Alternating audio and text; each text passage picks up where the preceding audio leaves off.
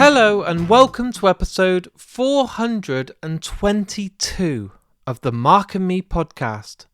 As always, I'm your host Mark. Now, today's episode is a returning guest to Mark and Me and someone that I absolutely adored last time they come on, so I'm thrilled to welcome them back today. But this time round, we're not just talking Enter Shikari, we're talking War of the Worlds. That's right, today I'm joined by the incredible Rou Reynolds.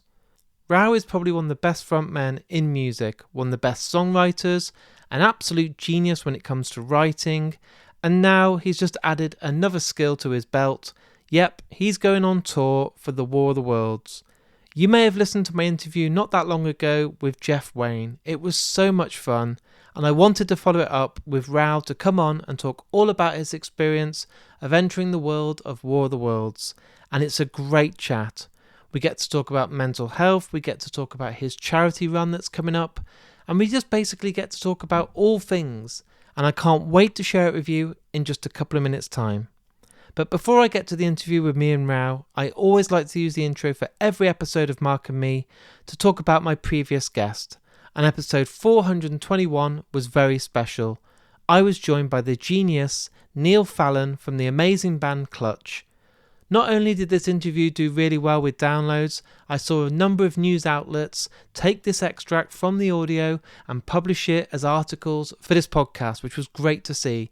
So a huge thanks to those people, a huge thanks for them linking it as well, so I got to see huge numbers on YouTube and Spotify.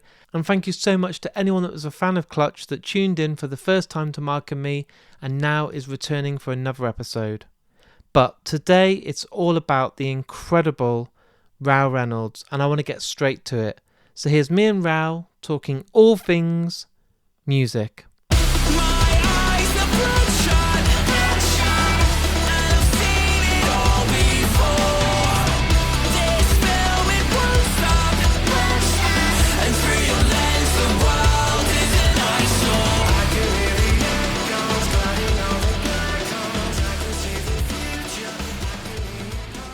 Rou, welcome back to the Mark and Me podcast.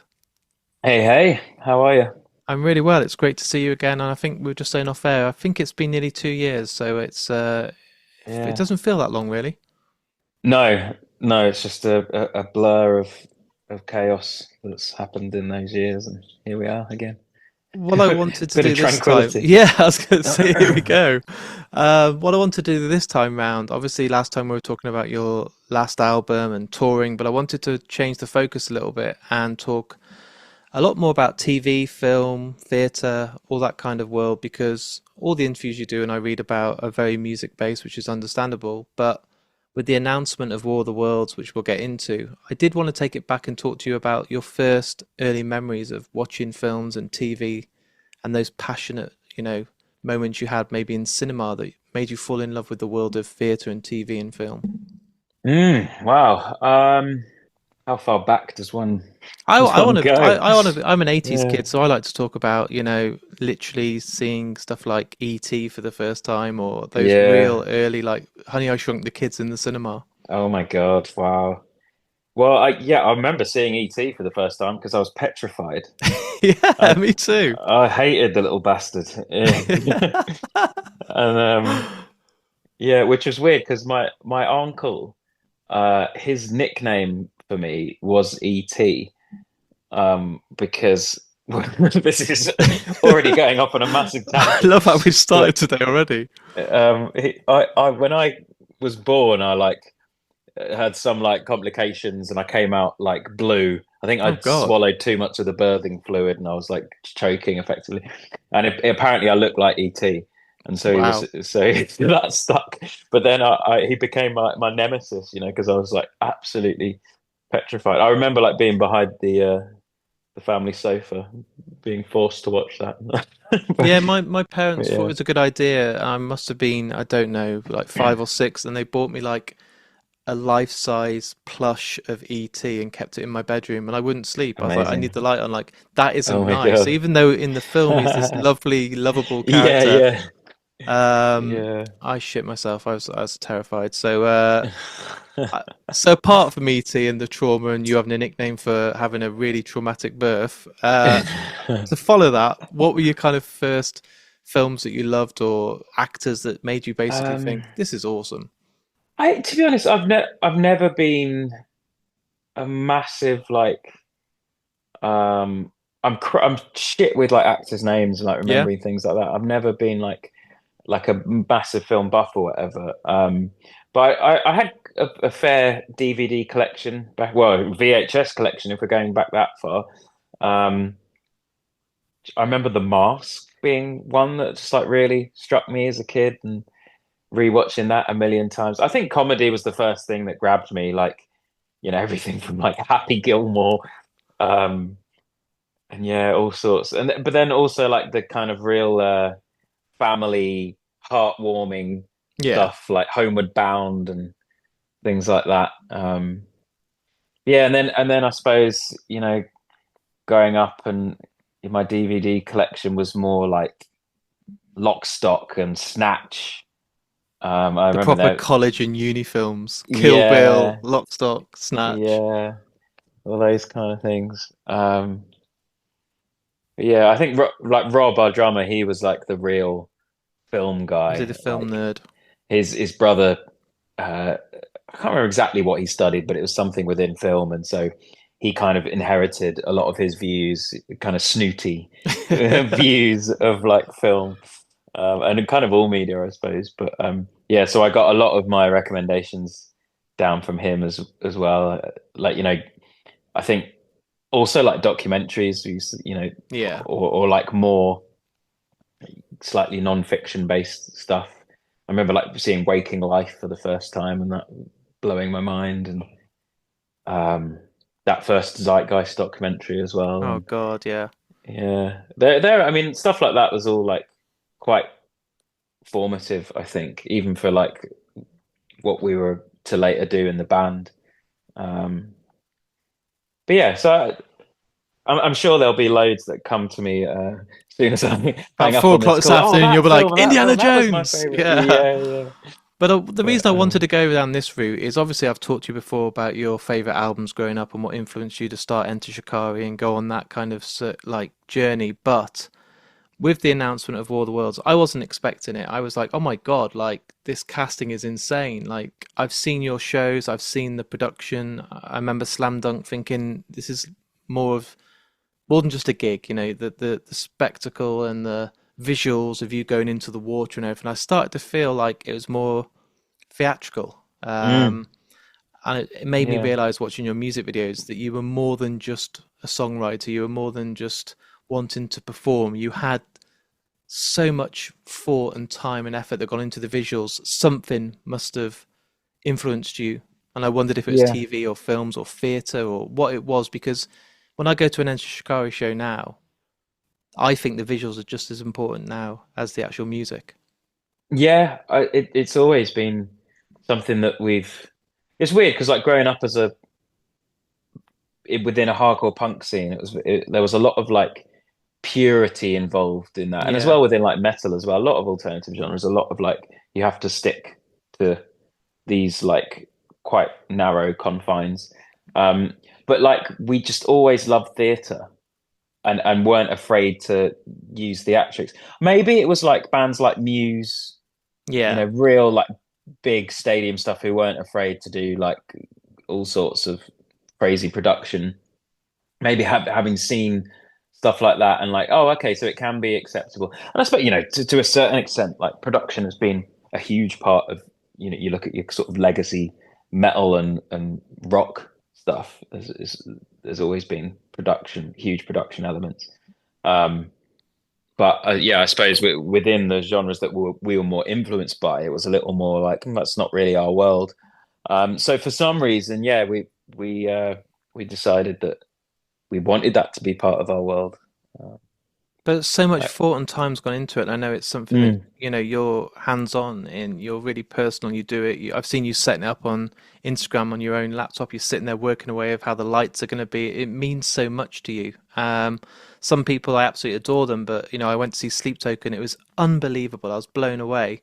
But they have a whole production team doing all that behind the scenes where it feels like it's so personal to you how it should feel and how it should look. And I'm sure you must have changed so much of your show throughout time and evolved to get it right.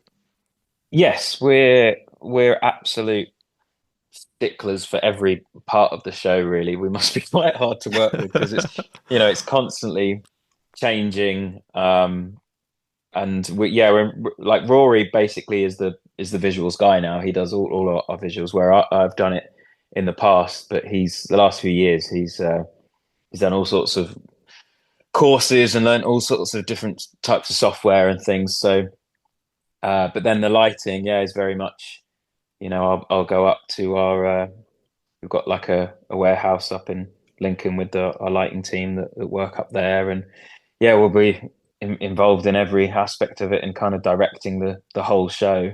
For me, I think it's just strange that you would let go of the reins as soon as it stops becoming music and it becomes the Yeah, other, sensations that you're affecting with your live show.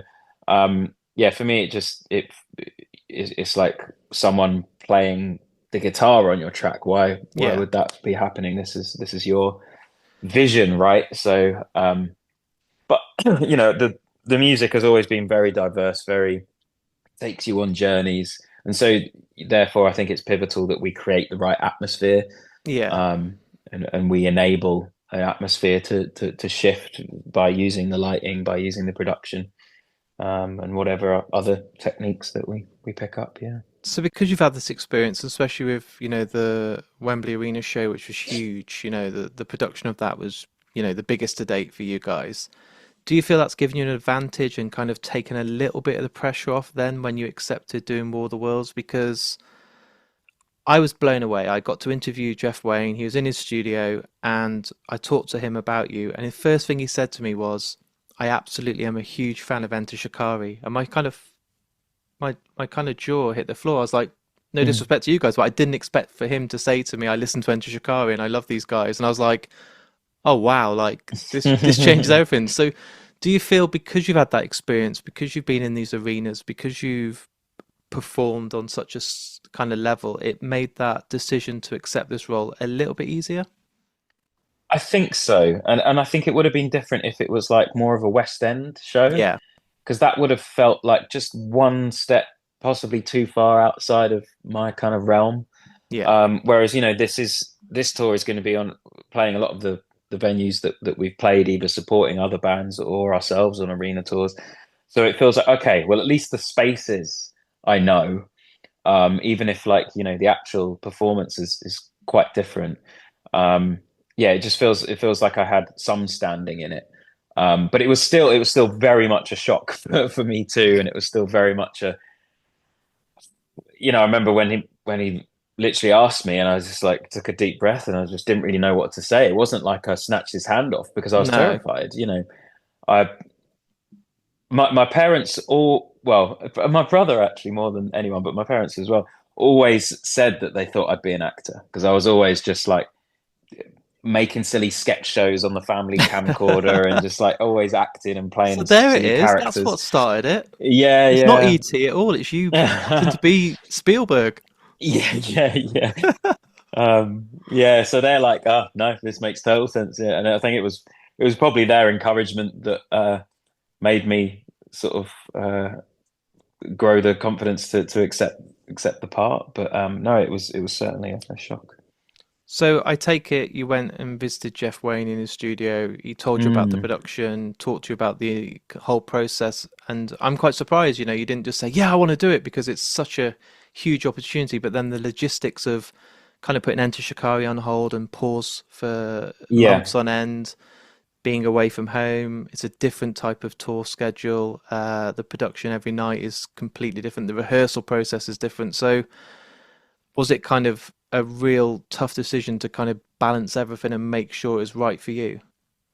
Yeah, and it's already like certainly impacted me because like we've got an Australia tour next week, um, and we got offered that after I accepted War of the Worlds, and it sort of it ran right into the whole period of time that was put aside for my rehearsals. So we had to go back to Jeff and to the team and say like, okay, can we move our rehearsals into what is now going to be the most intense like 2 week period right before the tour? Oh God. Just like full long days, and they were like very reluctant, and rightly so, I think. But Yeah. we've managed to sort of like work it out. But it's gonna be horrendous. I think getting back with all the jet lag from Australia, and I literally land and go straight into the first rehearsal that day, so it's gonna Oh be God. quite a challenge. Um, but yeah, I think we're all very supportive of each other, the lads in Shikari. So and Rob especially is a massive H.G. Wells fan, massive Yeah. Jeff Wayne fan. So he was just like, "Oh my God, I'm so jealous, but of course you're doing this." Get me Like, apart. Yeah. yeah, yes. Um, so yeah, they've all been really supportive, and we've been able to not take too much time off the road. So it's basically the first 6 months of this year are pretty mad for me. It's non-stop, but hopefully they slow down in the summer and catch my breath.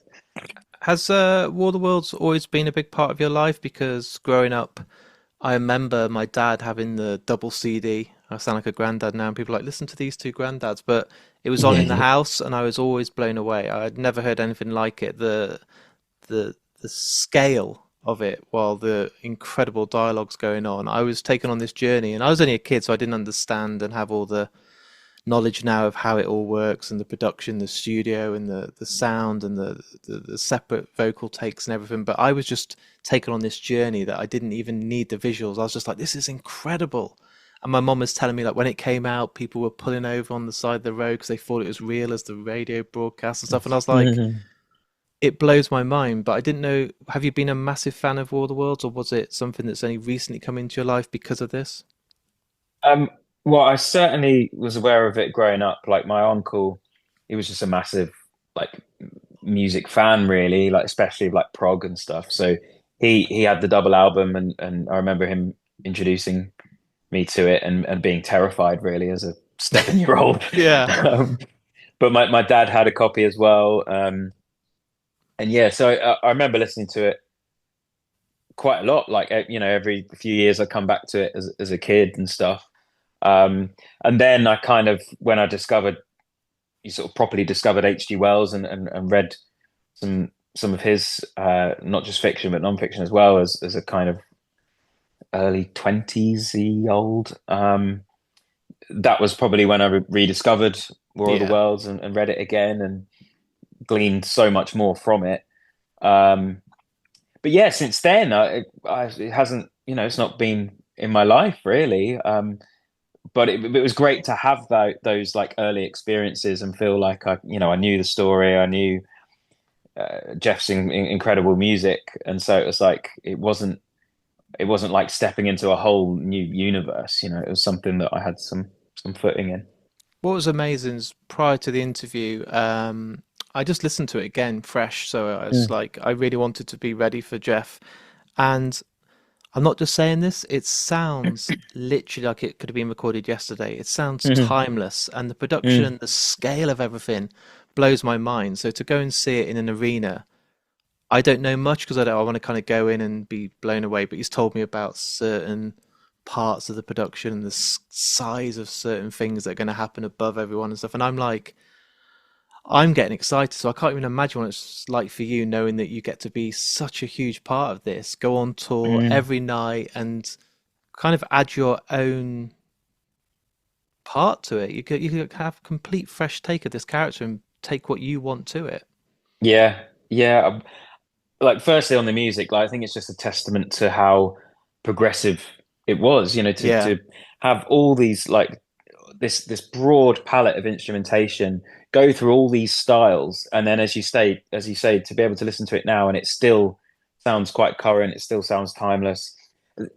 And as well, like, I think it's easy to concentrate on the breadth of instrumentation and like emotions within the music, but also the melodies and the Yeah. harmonies. They're just absolutely timeless. And the Um, earworm, like even just duh, duh, mm, duh, like that will stay in my head yeah, literally all yeah, day. I'm like, oh damn it, like, but it's yeah, it's unbelievable. You only have to hear those opening few chords, and instantly you're like, oh, it takes somebody back to somewhere where they've heard it. It's that big for yeah. everybody. But yeah, for me as well, like some of the more like down tempo, like thoughtful tracks or whatever, like Life Begins Again, for Yeah, instance, that is unbelievable. like I don't know, it's like a it's like for me it's like up there with like the Beatles. It's just like such a staple of like music, It and the is. history of music in those melodies and harmonies. So yeah, it in my mind it's yeah, it's huge. And then, as you say, the production is going to be super interesting. I haven't seen the show myself before, and we No. haven't started rehearsals yet. So I'm only going on like the few snippets of information that I've heard. But yeah, it's going to be a brilliant production, and I feel like I'm going to learn so much just from that side of it. Um, but yeah, to be able to be on the tour and watch the thing night in night out, yeah, it's going to be great. I know, obviously, with what you've said today about having to go to Australia, kind of squeeze a lot of the rehearsal time into a shorter space of time. But knowing all the dialogue you need to learn, how confident are you with this challenge? Because I don't know you very well. I've met you a few times. You've been on the podcast, but I feel like part of you in your life is that you want to always put yourself on the edge of a comfort zone. I feel like Mm. you don't want to just play it safe. I think there's always a challenge in with you. And I think surely going into this feels like a challenge, but also a great, great opportunity. Yeah, absolutely. I mean, the thing is, it's not really in my nature to be at the edge of my comfort zone. I like comfort, I'm not great in a lot of situations. I get anxiety a lot. Um, but I know how important it is, just for not just like your life enjoyment, but like the progression of yourself, of your character, of your soul, to push yourself. So, and but all within your means and all within with a keen eye also on like self love and all that kind of stuff. Of course, yeah. Um, but yeah, no, so it's something that I, as I say, I didn't jump to. I toiled over for quite a while. My biggest fear is just forgetting dialogue. Yeah. Like sort of freezing on stage, and Because it's not looking. song lyrics, is it? It's not like a song you've sung every night for sometimes, in No, your case, 20 years. It's yeah, it's a yeah, certain. exactly. I'm not trying to scare you now and make you anxious, and then now you pull out because I've done an interview. But it is literally all about timing, the delivery of this dialogue, and Yeah, getting everything right. I'm sure into the tour it'll come like you'll think, I can't believe I used to worry about this, but yeah, yeah. I mean, I'm already feeling that. Like, I remember when I first got the script and I was flicking through it, and I was like, "This is all mine. This is all." is this not the whole thing? You know? Yeah, it's like this weighty tome. Yeah, I mean So I've got one song, and even that's about fucking 12 minutes long. So there's a lot of verses in that to remember. Um, but then, yeah, for me, it's the actual dialogue that's the scary thing. But Yeah. I've pretty much committed it all to memory. I wanted to basically, as soon as I said yes, I just started learning it because I just have to be prepared for these kind of things. Because I think as well with like not being confident in this, not having experience in this world, like that's the kind of thing that would definitely trigger my Yeah. anxiety to go through the roof. And then when that's through the roof, you stop sleeping, your memory starts to go, and it's just a recipe for disaster. It's a So downward yeah, spiral, isn't it? yeah. So I'm already feeling like so much more confident than I did when I accepted it. And I think that's it. I literally just go through a recital every day and just keep fucking bludgeoning it in there. But yeah, You might get a massive taste for it, Rao. You might be like, I want to just do loads more acting after this. You might I literally be have like, yeah. I'm really intrigued for actual proper rehearsals to start because I'm still not sure how I'll take that, but I'm enjoying learning it, and I'm enjoying performing it, and I'm enjoying thinking about the character and how I can perform lines and the subtleties of it all. Like I love the detail of everything. Within music and songwriting, producing, and I feel like I can bring a lot of that to acting, which just feels weird saying that, but yeah, It I can all it probably say. all makes sense, and because you're creative and because you're a performer, it does go hand in hand, even though you may have not done it before on this level. But I think also after this production is all wrapped up, and I know we're only talking about starting it in rehearsal, but when it's all done, you'll have a whole new experience that then you can bring to Enter Shikari. Absolutely. Yeah, I think I'm going to learn so much from Jeff, first Yeah, of all, in terms of just bringing a vision together. But that the production is going to be really inspiring, I'm sure. Um, yeah, no, I think there's going to be loads I'm going to get out of it, really. you're going to benefit, aren't you, from both? Like the Enter Shikari world can benefit for you being in War of the Worlds, and then doing War of the Worlds will bring you so much more experience, skills. You'll evolve as a human, as a person, and then you'll probably Mm. have a new confidence and new ideas that you haven't even thought about to bring to a show of Enter Shikari. So the two can just be perfectly matched. Yeah, I think it's also really good to do something that isn't really in my control. Like being the songwriter and the producer of Shikari, it's all like it's I'm like the dictator.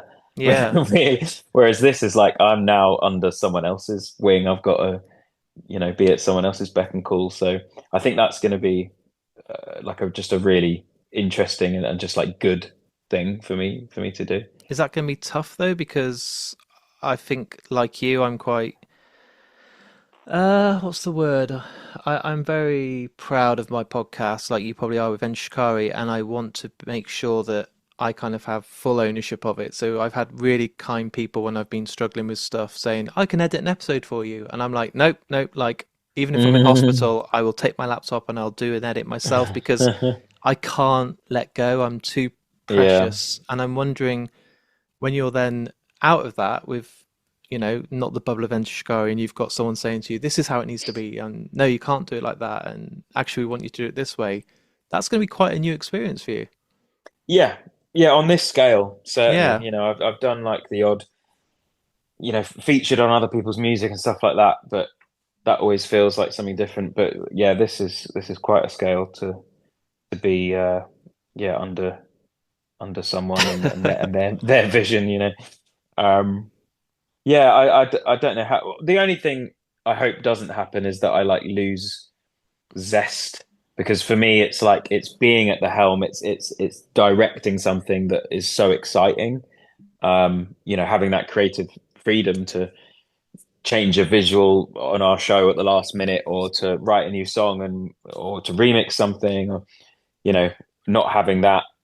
I hope I don't sort of start to feel a bit sort of stale or used or something. Yeah, of But I'm course. sure I'm sure that I'm just like overthinking it. I'm sure it's going to be like super fun and I interesting. think I can't speak for Jeff, but from where we kind of discussed on the interview, he's not just hired you because you're the singer of Enter Shikari. He knows you're a good performer. He knows you're creative. I'm sure he's read your book. I'm sure he knows that your music production is absolutely incredible. So I'm sure he knows that you can bring a wealth of knowledge. And I just know by the character he is when I've spoken to him that he would be open to ideas. And I think during Mm, rehearsals, I mean, Charlie Simpson's in it now, isn't he, as well?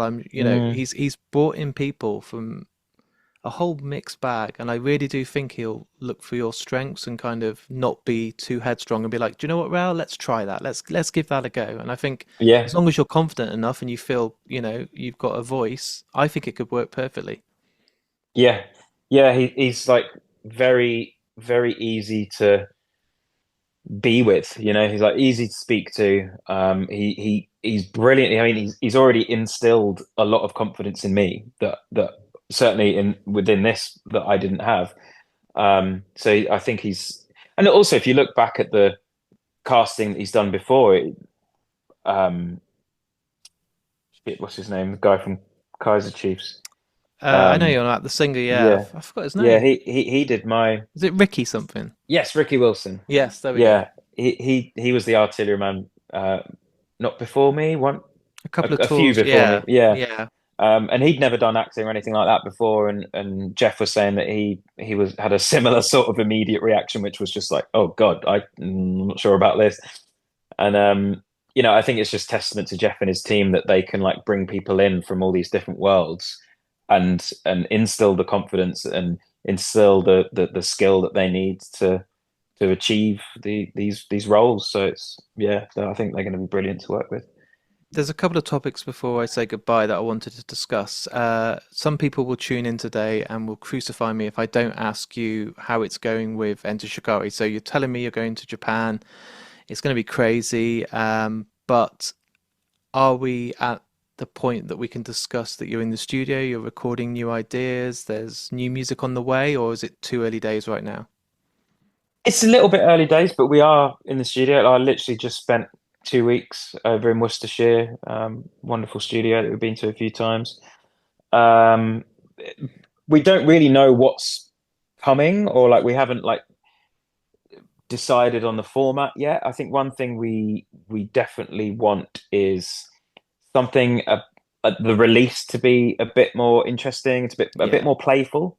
I think because the A Kiss for the World, the last album it was so all about like we got that number one position finally, and to be chart eligible, you have to like be quite strict in how you release something, whereas we want to like do things a bit more interesting way. So we're not going for a chart position or anything like no, that. We're gonna do something like way more interesting with this one, which I think is going to be quite freeing.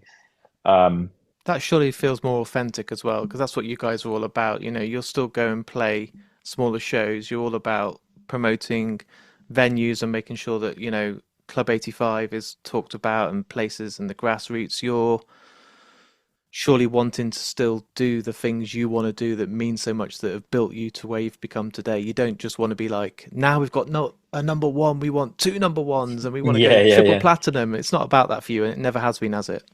No, I mean it's a slippery slope as well. Like for your own like mental health, like you achieve some like milestone of success. And it's funny, isn't it? It's just like a human trait to be like, okay, what's next? The sort Yeah. of hedonic treadmill, like push yourself to the next thing, you've got to get the next thing, more success, more success. And it does, and it You're never inside my stops. head now because I had one of my early episodes, I had Anthony Hopkins, which was like one of my biggest achievements ever. Like, I'm a Awesome. huge fan of his work, and he's never done another podcast. So I was like, I can't believe I've got this opportunity. Wow. I released it. I was so proud. But then all I had on social media was like, so when are you getting Robert De Niro? I'm like, do you realize this is a once in a lifetime huge moment Yeah, for yeah. me? And genuinely, people's expectations then, I was like, next week I've got Feeder. And they're like, oh, I thought you'd had Leonardo DiCaprio now. I'm like, so I can see how it is for you. Everyone is going to Yeah, be like, are you now going to go and try and get that Grammy? Are you going to try and get, another yeah. number one album? No, it's a slippery slope, I think, and it never ends. I think we've always been fairly content with like just writing music and using the music to connect with people. Yeah. And that's literally it. That's my job description. Um, and that's for me to be able to continue just doing that is the success. That's a much more purer, safer, healthier form of success, I think, than chasing the next accolade. Um, but yeah, so yeah, we are in the studio. We've got some stuff we're starting to get really excited about. We've just got one track that's being mixed at the moment that we're yeah, hopefully going to bring out. I can't say when, but this year. I Yeah. can't say when because I don't know yet. But like, we're going to have new music this year. Yeah. Is it a slightly weird feeling because you're going on tour, but obviously not with Enter Shikari, Mm. during the summer and spring, and it isn't the year that the Slam Dunk or 2000 Trees or Download. It's like a year where you've not got a year off because you're still working really hard. You're only in the studio right now as we're speaking, but it isn't the typical summer for Enter Shikari. No, I mean I'm looking forward to it because it's going to be much more relaxed, much Yeah, more at home. Like we've got a few festivals here and there. I mean, we've got Reading and Leeds, which is still going to be of a course, yeah. huge one to plan. But yeah, apart from that, it's the It does focus is seem going to be quiet for much more. you, you know. It does Yeah, seem, even with Reading and Leeds, it still doesn't seem like a typical summer where I'm like, oh, Shikari yeah, doing here, you know. yeah. No, definitely, and I think that was it was planned to be like that really because this first 6 months is just going to be intense. So yeah, we need some time to finish off all the tracks that we've got on the go. So with the tracks you've got, Tour in Japan, War of the Worlds, you then obviously announced that you are going to be doing the London Marathon. Yeah. So if you didn't need anything else to stress yourself about, or you know, take up time or constant training, and Yeah. I love that you're documenting it on Instagram. And correct me if I'm wrong, but I think you've just recently completed was it the half marathon in Crystal Palace? Yeah, did Crystal Palace, Yeah. did Castlington Water as well the other week in Derbyshire. That was beautiful. Um, yeah, I'm trying to get as many like half marathons under my belt as possible, really, just to keep training them long distances because I've never done anywhere near a marathon. So yeah, I've got to take it fairly seriously, otherwise I won't get round the bloody thing. It's incredible though, because I've seen in the comments on Instagram how many people you're inspiring, because you were never like, oh, I'm a runner, I'm a big fitness freak, I'm always doing pictures in the gym. You were like, I found this running. My dad told me how important it was for his headspace and his, you know, Mm. mental health. And I think you've even said it's like one of the best forms of therapy. You've done counseling, you've done all different types of therapy, but you've found that this is the one for you. You can go out there and it's completely free. You can do it whenever you want. You go out and discover new places, but how important it's been for your own headspace and your own mental health. Yeah, I think it's grown in importance, I suppose, Yeah, for me over the years. Like I was never like really a sporty kid. Yeah, I played football, like football. But when I discovered music, I sort of like, okay, that just took it's over. one or the other, isn't it? Yeah. Yeah. And so I think running was something that I sort of kept up, from teens onwards, but I only just like, 3K round the park and back. And it's only in the last sort of or 5 years really that I've upped the distance. And it's just been, yeah, really, really fascinating. And it's something that that really emboldens you. Yeah. I think, life's difficult. Life's difficult for everyone. There's all issues we go through and adversity and hoops we have to jump through and people we have to care for. And, it's busy, it's frantic, it's difficult. And running is like one space where you can just like in, do just slow increments and just get better. And it's amazing. Like, the first time I did a half marathon, which wasn't so long ago, really, um, the feeling, the feeling like, oh my God, I have just propelled my meat sack of a body for Meat 20 sack. for 21 kilometers. Yeah. Like that's just even a year ago, that would have been utterly insane to me to even like consider that that's a possibility. So yeah, it's just amazing that it really gives you a sense of like self-belief and strength. And I think that's something that's quite important when in a lot of realms of our life we don't get a say or things are out of our control or things are just difficult. So it's nice just to embolden yourself, I think. And that's not to even mention how good it is for the headspace. It Yeah. really cleans out the cobwebs and you can think in a way that you can't really think if you're just at a desk or sat lying in bed and wide awake at night.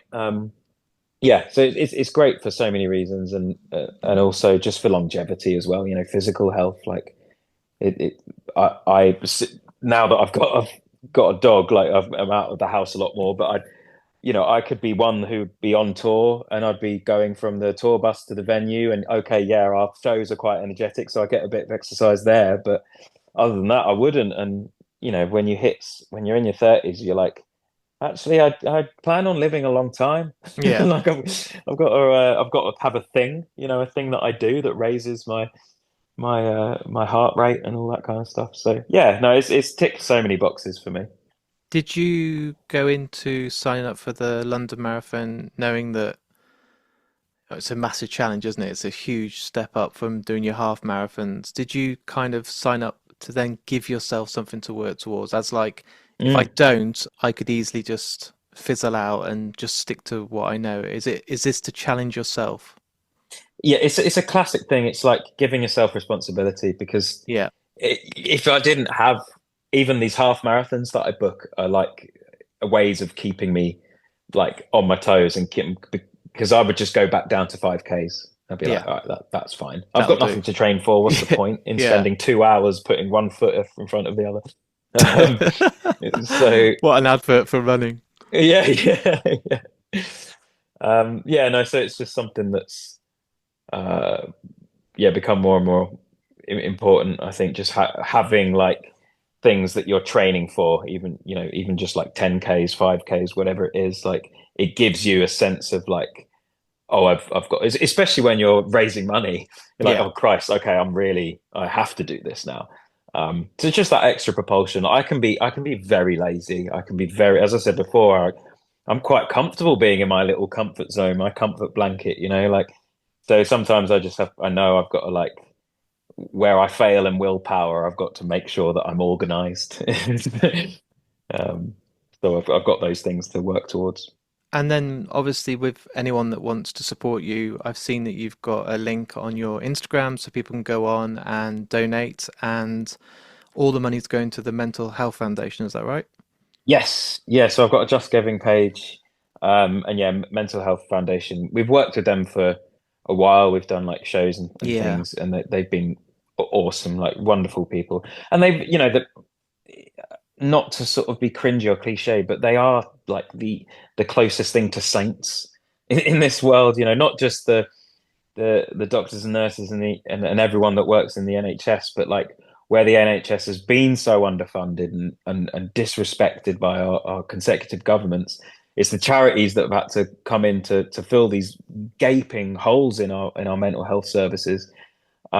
And so yeah, everyone that works in this realm deserves all the support we can give. So it was an absolute honor. I actually got sent my running top, the Mental oh Health nice, Foundation, so it's all beautiful, like official. Yeah, yeah, green and purple top, and I was just like, oh, I felt like yes, so I don't it's know, very so real now, motivated. isn't it? Yeah, yeah, When you get yeah, sent that and you see absolutely. people donate and you're It's like, happening. okay, I can't now put this on Yeah, hold. yeah. But yeah, no. So the donating is it just giving, and I'm doing this thing as well where like I'm not on Cameo or any of those No, things. So I figured this is like a good reason for me to do that. So anyone that's ever wanted a personalized video, whether it's wishing someone a happy birthday or I get lots of wedding day requests and stuff, which always blows my mind that people want to hear from us on their wedding day. But yeah, all that kind of stuff I'm doing, like it's just like a £40 yeah. donation, and then just DM me on Instagram, and yeah, I'll do whatever video, whatever shit you want me to chat. I'll do it. Yeah. I've already decided, I was going to tell you off air, but what I'm going to do is for the month of April, I have a podcast Patreon. It doesn't earn a lot of money, but for the whole of April, anything that comes in that normally hosts the podcast allows me to travel the country to do interviews and stuff. The whole of April, I'm going to donate to you for this run. Oh my God, Yeah. mate! Wow. Well, So thank you, it's thank you my so way of much. saying thank you That's for sick. obviously your time and coming on the podcast a couple of times. And it's not Oh going to no, make a it's massive difference, always but my it all pleasure. helps, doesn't it? So Yeah, yeah, absolutely. Yeah, no, I've set quite a ambitious target, which is becoming scarier by the day. But I love yeah, the I haven't wedding actually. idea though. I love that. Like people always Mm, want to shout out or people's birthdays. yeah, Like people do go crazy for that. yeah. If I need to really get my skates on, then I might start baking. Bake I off. was Everyone loves a thinking, bake off. yeah, yeah, yeah, and I could like live stream the baking, and then like, yeah, do a sort of donation thing or a raffle or whatever, and then send the cakes. I suppose it would have to be UK based for the cakes to Yeah. survive the post. But yeah, I don't know. Yeah, I got all sorts of ideas. But Tattoo yeah. designs. People love that. Oh yeah, yeah, yeah. Any of Go that business. crazy. Or old merch. Yeah, yeah, God. And to Yeah, there's all finish, sorts of avenues. you've mentioned on the interview today, and I've seen how you've been showcasing, but like Florence, who you met at Reading and Leeds a couple of years ago, you've now got a dog yourself, and Yeah, isn't it life changing? yeah. Yes, yeah. It was a right sort of boot up the arse, really. It's been very interesting. But she's Fen here. I think she's a lab Yeah, staffy cross, she is little beautiful. snuggled up. But yeah, no, she's been awesome. She's been really really fun and interesting training her and everything. And because we got her when she was like just turned 4, and she was a breeding dog, and she's got a few like cuts and things, and one of Oh, her ears sort of hangs off, and so I think she's had a bit of a crappy life, but she's a wonderful dog, like surprisingly, uh, just fitted in well-rounded. like you've always had her. Yeah. Apart from the times that she'll chase a cat or a fox, or apart from all of that business, she's been She looks great. nice Yeah, and chilled though. She just looks, she's had a tough yeah. life, but now she's like, yeah, I'm looks Oh after. no, I'm got a lot of love. she still causes mayhem when she wants to. The last thing I want to do, I don't know if you remember this from the first time you came on, but on every episode of Mark and Me, and I've done over 400 episodes now, but I'd never change the outro. And I put you on the spot again today, Rao. I'd love you to pick a piece of music or a song that means a lot to you. That basically, when our interview's all edited and it's ready for the world to listen to, the final piece of music that plays after we've spoken is a choice by the guest. So you can have whatever song you want. I am putting Wow. you on the spot, but Did I? I bet I chose something by myself last time, didn't I? you You didn't. There's only egotistical two. bastard No, that there's I. two people. The used Bert picked his own song, and who did I have on the other day? Bayside, and that's in 8 years. Two people have only picked their own songs, and you can't be that person. All right. Well, I've got my Spotify out. Well, how do you pick one song? Goodness me. Go with the one that came Um, to your heart and your head when I asked the question. It might not be on your Spotify. What's a song that it doesn't have to be your funeral song because that's depressing end, but the song that is you. That there's something about it that means a lot to you. um, I can't remember whether it was in this. I've done a few interviews before this. Did I set in this interview say that the War of the Worlds music is like up there with the Beatles, or was that Yeah, another interview? yeah, It you just was said it at okay. the start. So that's how Yeah. high in high Okay. regards you put it. Yeah, So I've got the Beatles on my mind. So, um, but then Christ, that's where do you where do you how do start? you pick a Beatles track? Um, what about there's a really quaint. I can't remember which. It might be Rubber Soul. I can't remember which album it's off. Two of Us. Like it's such a like quaint, lovely, heartwarming track. Lovely melodies, lovely harmonies. Um, and it always takes me back to listening to them as a kid. Like they were definitely the first band that like a proper just was absolutely in love with. Just listening to. I remember like I had my little tape player Walkman, and I'd sneak Now it into people are the listening, bedroom. saying, who are these guys? Yeah. What's a Walkman?" Yeah. Yeah, Christ, going back a long way. But I used to sneak it under my pillow when I was like, I must have been about 7, and I'd be there listening to like Sergeant Pepper's or something. When I was supposed to be going to sleep. Um, yeah, that's what That's I'll a choose. perfect choice, and it's kind of like a nice 360 moment because we started today talking about War of the Worlds and how you put it Yeah. in regards to the Beatles, which is to put it in the same sentence is the biggest compliment ever. And I know how much the Beatles mean to you. So, and it's not an obvious choice. You didn't go with, Yesterday or Hey No, Jude. You no, went with something a bit different. much more understated, isn't it, that track? But yeah. Amazing. I'm so grateful for your time today. It's flown by. I can't believe we've nearly done an hour. But as Oh always, yeah, I'm blimey. so grateful for your time and coming on the podcast again. It means a lot. And I've already spoke to Jeff. I'm going to come to the Birmingham show and come and say hello to you Awesome. all, either before Hell or yeah. after. Probably not before because you'd all be nervous and trying to get yourself in the right headspace. But afterwards, I'll come and say hello. And I can't wait to see the production. And yeah, it's going to be epic, dude. Legend, man. Thank you so much. And Florence wants to say goodbye because she hasn't seen you since Reading and Leeds. Oh, so 17 cute. now. 17. 17? Yeah. That's insane.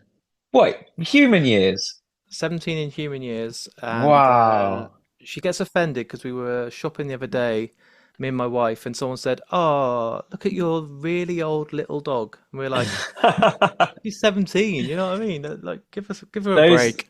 yeah, those dogs like look awesome when they're old though. They look like Yeah, just like little wise, grey-haired little things. she Great. knows it. Nice one, brother. Lovely to speak to you. Cheers, mate.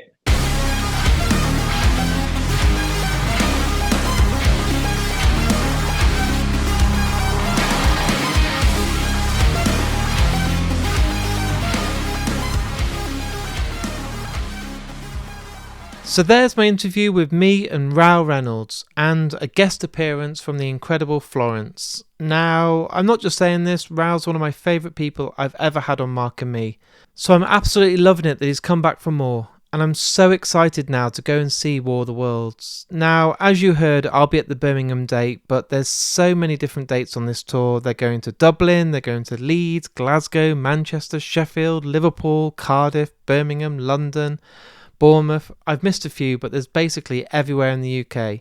It starts only next week and it's going to be so exciting to see live. There's also going to be a huge cast. Jeff's going to be there, and you just need to go and invest in a ticket because you will not regret it.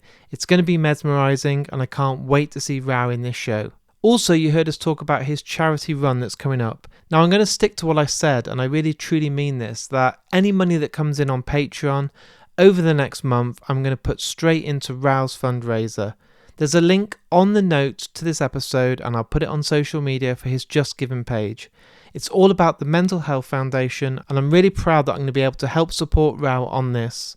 His race is at the end of April. The London Marathon is an incredible event, and I want you all to support Rou in this. Now, if you don't want to support me via Patreon, that's absolutely fine. There is a link you can click and it'll directly take you to the Just Giving page, and you can go on there and sign up and give and donate. But while you're on the Just Giving page, if you want to get something back for your donation, for £40, which is an absolute bargain, you can get a video message from Rou for birthdays, shout out, weddings, whatever you want.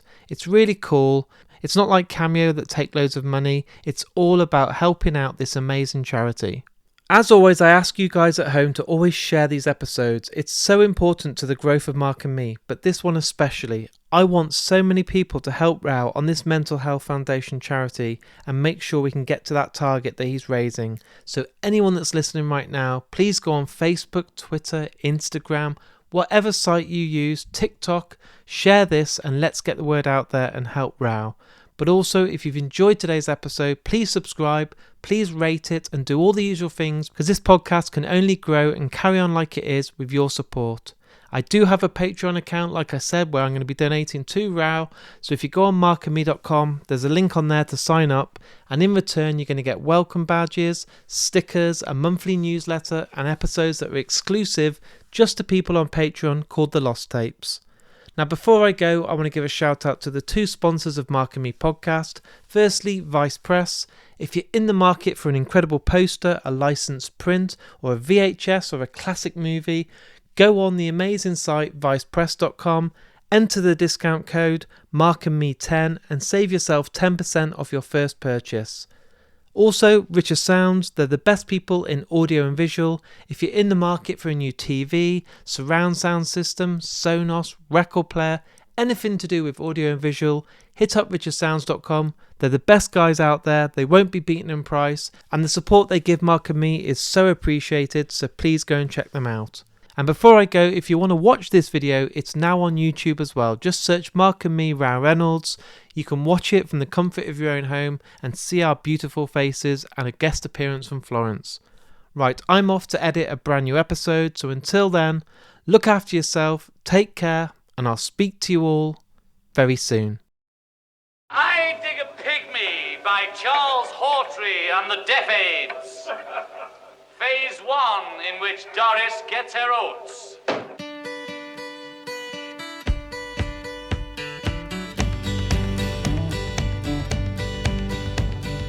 Two of us riding nowhere,